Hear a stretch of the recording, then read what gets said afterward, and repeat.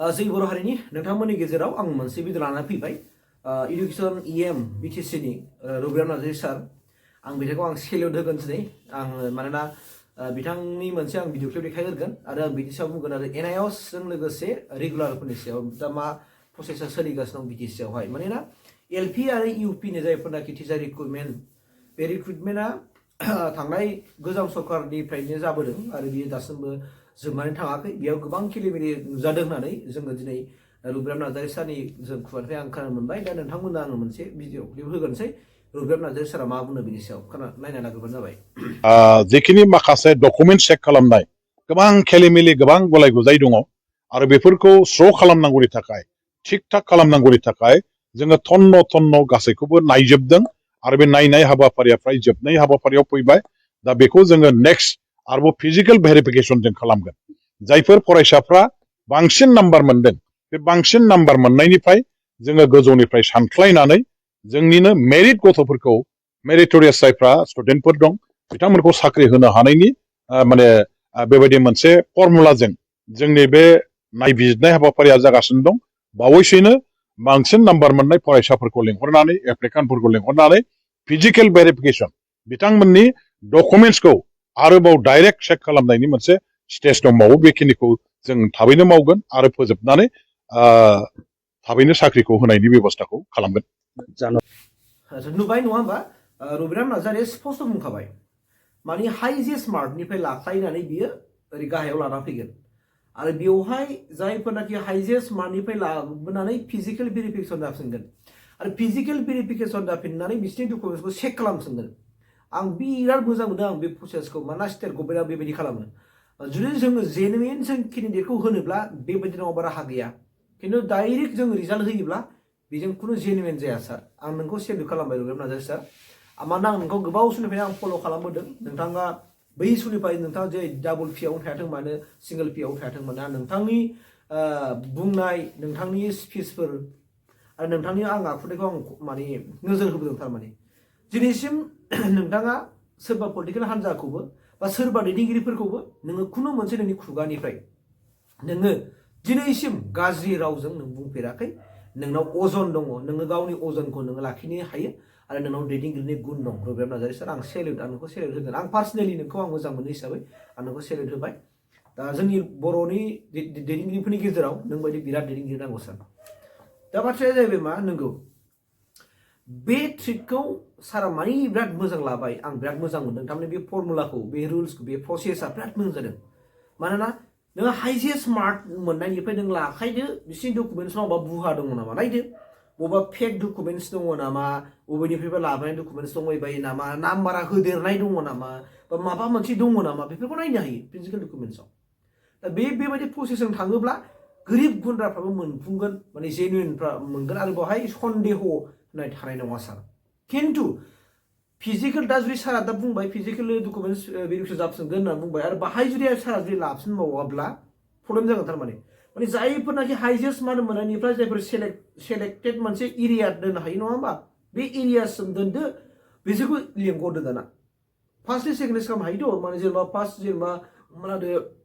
बेवहाय जायफोर दा जेनुइन दङ बिसोरो सेलेक्ट जाबाय उनावहाय दा बेबायदि प्रसेसखौ लानो हायो फर्मुलाखौहाय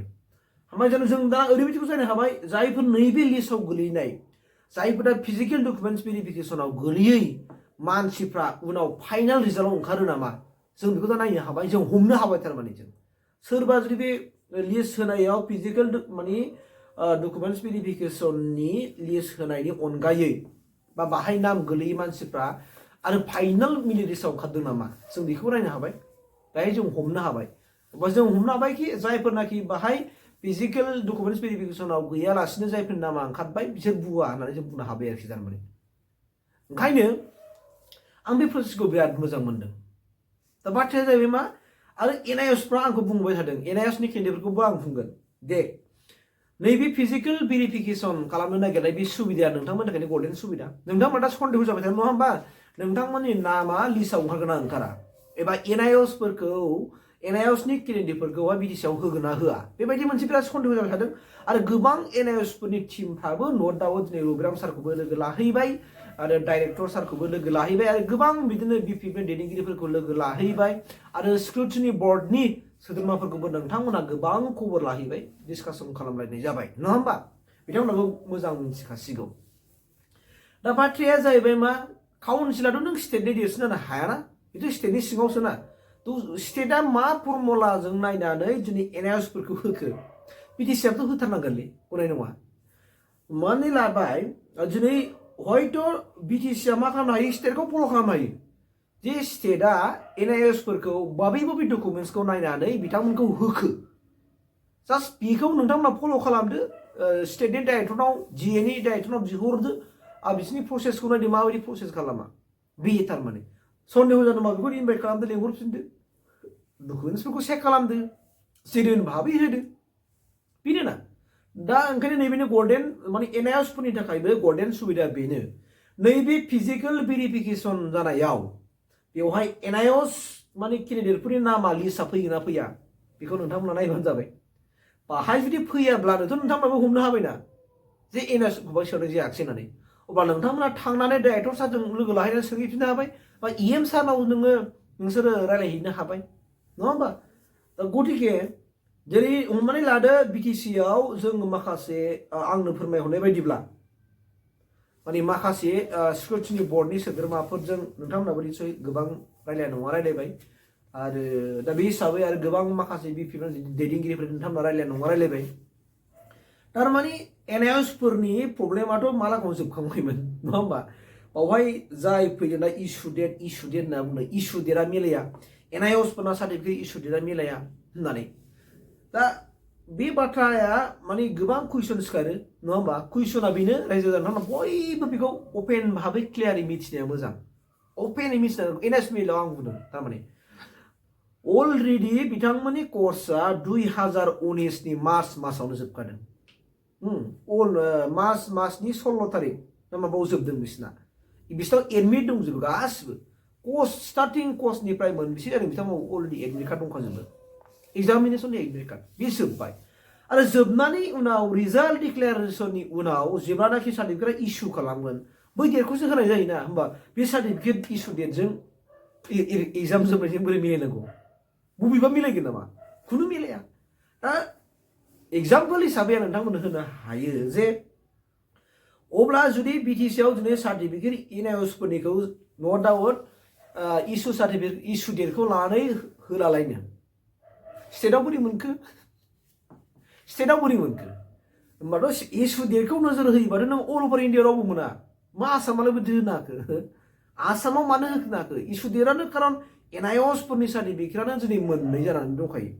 बाद बाखि बिथांमोना जाहैबाय मा 2019 मोनसे 2022 मोनसे मानोना जायफोरनाखि पार्सेन्टआ मिलायामोन बिसोरो पार्सेन्ट इमप्रुभमेन्ट खालामनानै बिथांमोननो बे पार्सेन्ट इमप्रुभमेन्ट सार्टिफिकेटखौ आपल'ड खालामनायनि उनावसो माखासेफ्रा मोनदों थारमाने दिनै बिसोरनि एग्जामा जोबदों 2019नि मार्चआवनो जोबदों मार्च मासनि 16 तारिख माबायावनो जोबदों आरो दा बाथ्राया जाहैबाय ओंखायनो आं बुंगोन जेनेबा खिलिमिलि नोंथांमोना दा गिबाय थादों एनआइएसआ फैगोन ना फैया आंनाव गोबां मानसि फन हरना सोंहरबाय देख आं गुरु नङा आङो माबा नङा थारमाने आङो जादुखरबो नङा आरो आं डाइरेक्टर नङा आङो बा बिटिसिनि आङो चिफ नङा बा आं इडुकेसन इएम नङा आं गासिखौबो मिथिजोबो होननानै आं मिथिया मानो मिथिनांगौ जेनेबा नो डाउट नोंगौ आंबो गोबां माखासे सुबुंफोरजों रायलायबाय आं बिपिएफनि दैदेनगिरिफोरजोंबो रायलायबाय आं गोबां मानसिजों आं सोंबाय बिथांमोनाव दा माने नोंथांमोन होननाय बायदि इसु डेटनि प्रब्लेमखौ डाइरेक्टर सारा फोरमायदों बिथांमोननि सिगाङावहाय नाय बाथ्राखौ जों खोनाबाय थानो मोनदों आरोखि बे बाथ्राया सेम खोथायानो नोंसोर जेखौ खोनादों बे खोथाया सेमानो खिन्थु बाथ्राया जाहैबाय मा दा दिनै रबिराम सारा स्पस्ट भाबै क्लियारिफिकेसन होबाय जे फिजिकेल भेरिफिकेसन जाफिनगोन हाइजेस्ट मार्क मोननायनिफ्राय लाबोगोन दा नोंसोर बेखौल' नेजो दे फिजिकेल भेरिफिकेसननि समाव एनआइएस केन्डिडेटफोरनि बिजाथिफोरनि फारिलाइया मुङा फैफायोना फैफाया बेखौल' नोंसोर नेदो आरो बेखौ नेनानै फैदों फैया बेनि सिगाङाव नोंथांमोना मा स्टेप लानांगौ बिनि उनाव नोंथांमोना लाबानो जाबाय थारमाने खारन एनआइएसफोरखौ होनांगौ होननानै अलरेडि माने हाइकर्टनिफ्रायबो अलरेडि माने लेगेल अपिनियना हरखांखाबाय लेगेल अपिनियन अलरेडि फैबाय आरो बे कपिया अलरेडि डाइरेक्टर सानाव दङ आरो आं खोनानो मोननाय बायदिबा नोंथांमोनाबो एनआइएसफोरनि बिजाथिफ्राबो बे कपिखौहाय नोंथांमोना रबिराम सानाव अलरेडि होबाय नोंसोरो रबिराम सारमोननो गथायबायनानै आं बे बाथ्राखौ आं मिथिगौ आं मिथिबाय थारमाने दा बेनिखायनो जेनेबा न' दाउट रबिराम साराबो क्लियार नङाबो जानो हागौ नङा होमबा जेनेबा सापस मादो जोंनि BTC नि गोबां सारमोना दिनै NIOS नि फोरोंगिरि सार बिथांमोना दिनै आसामाव स्टेटआव मोनहैबाय बिथांमोनाबो मोननो नाङामोन खारन बिथांमोनाबो स्टुडेन्टआ एखेजोब बयनाबो सोरनाबा 22 आंनि सासे लोगो 2022 बिथाङा दिनै मोनहैबाय बिबो बिथाङा जुदि मानो मोनहैखो अब्ला ओंखायनो आं होनदों जुदि BTC आ बिनि सायाव जुदि क्लियार नङाब्ला माब्रै होआ स्टेट गभर्नमेन्टआ NIOS फोरखौ साजेसन लाहरदो स्टेट गभर्नमेन्टआव आरो इडुकेसननि रनस बिसानाव खबर लाहरदो आरो नङाबा स्टेटनि डाइरेक्टरनाव खबर लाहरबानो जाबाय डाइरेक्टर मेडामनाव खबर लाहरदो लाहरनानै सोंहरदो मा डकुमेन्ट्सखौ नाया NIOS फोरनि बिथांमोननि एडमिटखौ बिजोबदों नामा बेखौ सोंहरदो बिसोर एप्लाइ खालामनायनि रेजिस्ट्रेसन सार्टिफिकेटखौ बिदों नामा बेखौबो सोंहरबानो जाबाय बिथांमोना मा होनो हायो डकुमेन्ट्स बास बेफोरखौ होदो आरो जायफोर होनो हादों जायफोर जेनुइन बेफोरखौ नायदो आं खोनाबाय स्पेसियेलि इउडाइस खौ नायदों होननानै इउडाइसआ मिलायानो गोबां मानसि NIOS फोरनाबो बेखौ आं मिथिला नङा होमबा दा बे मिलायानामोन खोनादों आङो आरो बिथांमोनाव एडमिट कार्ड बिदों स्टेटआव नायनाया आं खोनादों एडमिट कार्ड नायदों होननाया मोनथिदों आं एडमिट कार्ड ओमफ्राय रेजिस्ट्रेसन सार्टिफिकेटखौ बिदों एप्लाइ खालामनाय समाव रेजिस्ट्रेसन सार्टिफिकेट मोनसे गयोना बेखौ बिदों आं बे खोथाखौबो मिथिनो मोनदों आरोखि दा गतिके नोंथांमोनहा NIOS फोरनि केन्डिडेटबाबो इसिबां अजरज जानांगौ दरखार गैला इसिबां अजरज दरखार गैला जास्ट नोंथांमोननि माने एकदमबारे मोनसे अपसना बेनोसै जे नोंथांमोनहा खुरखाव खुरसि खालामबाय थाथ'नो नाङा दा खारनांगौ गोनांथि गैखाला अलरेडि रबिराम सारा जोंना होनखाबाय स्पस्ट नोंथांमोना रबिराम सारनियाव फोथायनायला रबिराम सारा जुदि रबिराम सारखौ सोरबा फिदिं होबा बे बेलेग खोथा खिन्थु रबिराम सारा सोरबा फिदिं जागोन होनबा आं साना थारमाने रबिराम सारनि सायावसो बिसास लाबानो जाबाय बै फिजिकेल भेरिफिकेसननि थाखाय लिस्टआ माला ओंखारो नोंथांमोना बेखौ नायबाय थाबानो जाबाय ओमफ्राय बेखौ नायनानै बाहाय जुदि नोंथांमोननि नामा ओंखाराखिसैब्ला बा NIOS फोरजों NIOSजोंसो खबर लालायदों आरो नोंथांमोनाव जानो हागौ गोबां वाट्सएप ग्रुप दंनायखाय नोंसा NIOS केन्डिडेटफ्रा खबर लालायबानो मोनबाय सोरनि नामा फैदों फैयाखै NIOS फोरनि केन्डिडेटफ्रा फैदोंना फैयाखै बेखौ नोंथांमोना खबर लाबानो जाबाय सारमोन इसेबां सिन्था खालामथ'नाङा दा आरो इसु दिनैखाय खुनु फेक्टर फैखाया आरो इसु देरा जुदि जायोब्ला खुनु अल अभार इन्डियायाव रावबो मोना आरो दाखालि जायफोर स्टेटआव मोन्दों बिसोर गासिबो गाबसिनजोबगोन होनबालाय खारन बांसिनानो BTC नियासो मोनजोबदों BTC ओनसोलनि बिथांमोनासो मोनजोबदों बर' मिडियामफोरना गासिबो दा मोनहैजोब्बाय बे आरो बाथ्राया जायफोर जेनुइन बिसोर मोनगोनब्रा जेनुइनफोरखौ मोननो हो जेनुइनफोरखौ मोननो हो जेनुइन नङाबालाय माथो मोननो बे आरो थांनाय 2025आव गोजाम सरकारनि समाव UPPनि सरकारनि समाव गोबां मानसिफ्रा आंखौ बुंदों आं भिडिअ होनायनिफ्रायनो रिजाल्टआ स्टप जादों रिजाल्टखौ होआखै रिजाल्टखौ होथारनोसैमोन नोंनि भिडिअ होनानैनो माने रिजाल्टखौ होनो हायाखै होननानै गोबां मानसिफ्रा माने फन सोंहरदों गुन दरंनिफ्राय फन हरदों आंनाव ओरै उदालगुरिनि फन हरदों बाक्सानि फन हरदों हारसाफोर गोबां आंनाव फन रायलायदों थारमाने आं मोनसे अडिअखौ आं जोंनि ग्रुपाव शेयार खालामदोंमोन NIOSफोर मोनसे ग्रुप दंमोन ना बे ग्रुपखौनो थांनानै दाना ओरैनो थांजोब्बाय गोसारजोब्बाय थारमाने दाना मेन कालप्रिटआ दायनिगिरि आंसो जाबाय बेबायदि रेगुलारफोरनि मोनसे नेगेटिभ मोनसे माबाया थांदों आरोखि बिसिनाव खिन्थु आं BTC नि चिफ ना आं इडुकेसन डाइरेक्टर ना आं बबेबा हाइकर्टनि सुप्रिम कर्टनि जाज नामा जे आं बुंबानो जानाय आं मोनसे फिसा खोथा बुंबानो जानाय आं मोनसे खोथा बाथ्रा बुंबानो जानाय आं मोनसे भिडिअ बानायबानो जानाय खिन्थु लिगेलखौ बुंनांगोनथ' जायखौ जों इनफरमेसनखौ मोनबाय आरो आं जुदि रावनिफ्रायबो जुदि आङो कनसार्न लायाखैब्ला आं जुदि खुनु रावजोंबो डिसकासन खालामाब्लानो जुदि आं भिडिअ बानायदोंब्ला बे आलादा बाथ्राब्रा खिन्थु दिनै आं गोबां BPFनि दैदेनगिरिफोरजों आं दिनै डिसकासन खालामबाय रायलायबाय आरो आं गोबां खारन बाहाय नोङो प्रेस्टिजनि खोथा दंब्रा बिथांमोनाबो सनमान दङ ना बिथांनि मान सनमाननि खोथा दङ बिथांमोननि मुंखौ आं बोरै भिडिअ बुंनांगौ जाखो बयहाबो माखासे मोनसे अजन थायोथ' मोनसे सनमान थायोथ' दा बे हिसाबै आं बिथांनि मुंखौ लानो हाया खिन्थु जेनुइन जागोन आं 100% आं फोथायदों आं रबिराम सारखौ आं फोथायो आं दहायनो ओंखार बुंखाबाय बेनाव लिडारनि जयगथा दं गुन दं बेयो दिनैसिमबो खुनु रावबो गावनि एगेन्स्ट पार्टिनि मानसिफोरखौबो गाज्रि खुगाजों रावबो बुंफेराखै एकदम मोनसे स्पस्ट बाथ्रा आरो नैबे जे सिस्टेमखौ लादों जे स्टेपखौ लादों बेयावनो आं ओरैबायदि मोजां मोनखाबाय आंनि गोसोआव गुसु मोनलायखाबाय आं मानो होनना बुङोबा गोरिब गुन्द्रानि गथ' गथायफ्राबो बिराद मोजां पार्सेन्ट होनाय दंलै बिसोर रां रुफा होनो हाया अब्ला बिसोर मोनगोन बे फिजिकेल भेरिफिकेसनाव बिथांमोननि नामा फैजोबगोन दा नङा होमबा फैगोन मानोना नाम्बारफ्रा बुरजा नालाय बिसिना पार्सेन्टआ बुरजा नालाय बिसोर मोनगोन होमबानो बाव ओंखारबोजोबगोन होमबा नों बै थाखा फैसा होनाय मानसियाथ' नों बाय ओंखारनो हालाना लिस्टआ भिजुवेल भेरिफिकेसनाव बोरै बिसोरनि लिस्टआ ओंखारनो हाया खारन मानोना जोङो नोंनि एरियानिखौ नोंनि ओनसोलनिखौ नोंनि गामिनिखौ बियो बेसेबां पार्सेन्ट मोनदों बियो बेसेबां मार्क्स मोनदों बेखौथ' जों बयबो मोनथिलायजोबो ना बियो हायार सेकेन्डारियाव बेसेबां मार्क मोनदों ग्रेजुवेसनाव बेसेबां मार्क मोनदों बिनि टेटनि मार्क्सआ बेसेबां बिनि डिलेटनि माने मार्क्सआ बेसेबां बेखौथ' मिथिलायोना बयबो मिथिलाया होमबा बयबो मिथिलायो दा गतिके बे ओरैबायदि मोजां क्लियार आरो बाय खुनु बाय थाखा फैसा होनायनि